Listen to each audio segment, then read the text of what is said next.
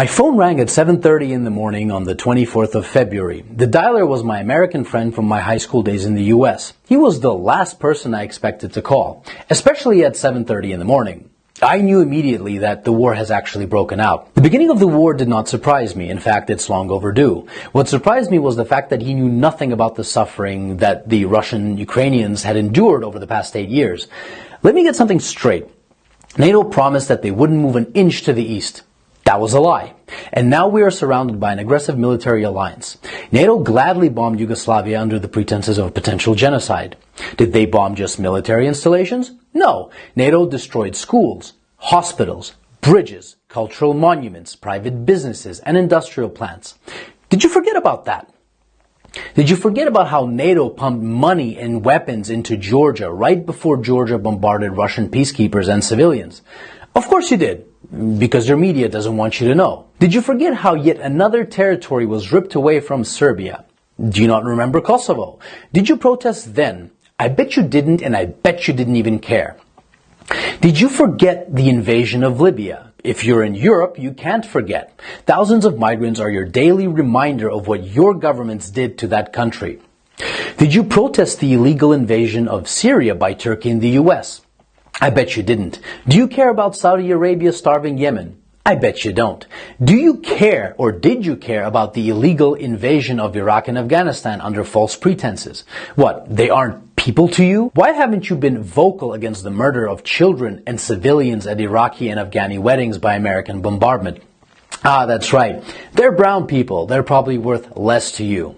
Where were your crocodile tears when Kiev started bombarding Ukrainian Russians in the east simply for doing the exact same thing as the Ukrainians did in the west, was to get rid of a corrupt government? Where were your crocodile tears when Kiev shut off electricity and water to Crimea? Where was your save the Ukrainian people when 48 civilian anti-Maidan Ukrainian protesters were rounded into a Union trade house and burned alive, whilst those who tried to escape the fiery hell were beaten and shot? Do you by any chance know who the Madonna of Gorlovka is? Do you know what the Alley of Angels memorial is? Let me give you a hint. People engraved into that memorial aren't alive, and they are not adults.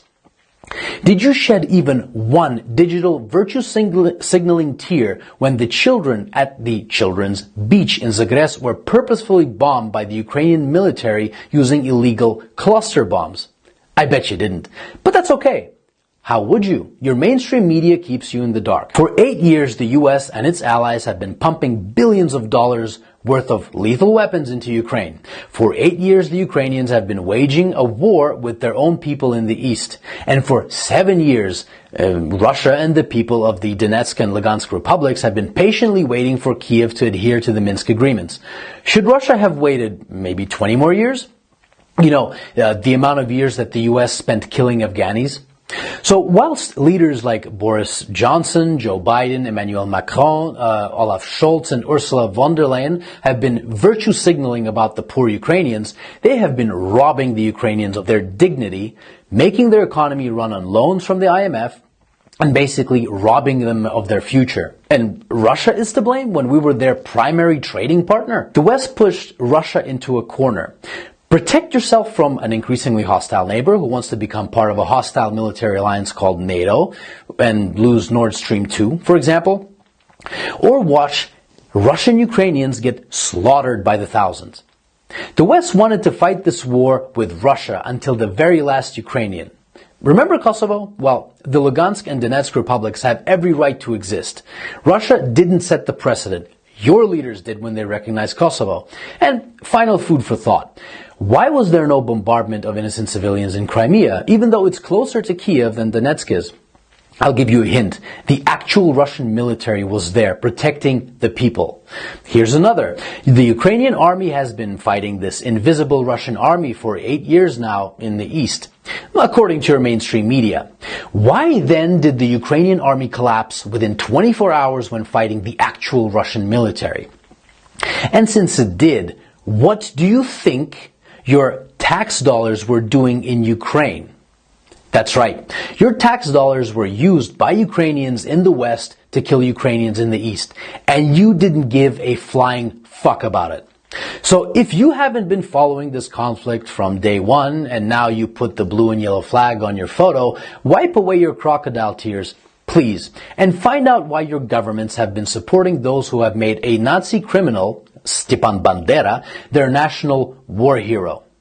Don't expect a good result from pushing a bear and the dragon into a corner. And definitely don't be surprised when that bear and that dragon begin pushing back. So if you haven't been crying for the collectively millions of dead Iraqis, Afghanis, Syrians, Libyans, Yugoslavians, and East Ukrainians these past 20 years, but you're crying crocodile tears for Ukrainian military installations, wipe them away and think about what your governments have been doing and what they're still doing.